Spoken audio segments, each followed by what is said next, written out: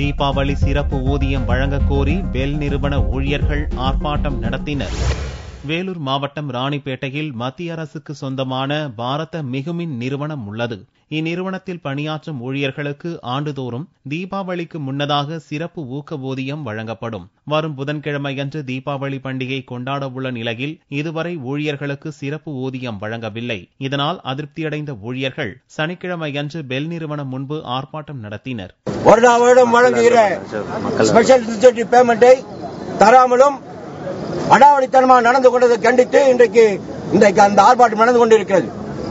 பங்குதாரர்களுக்கான dividend தொகையை வருடம் உயர்த்திக் கொண்டே இருக்கிறார்கள். சென்ற ஆண்டை விட இந்த வருடம் அதிகமாக கொடுத்தார்கள்.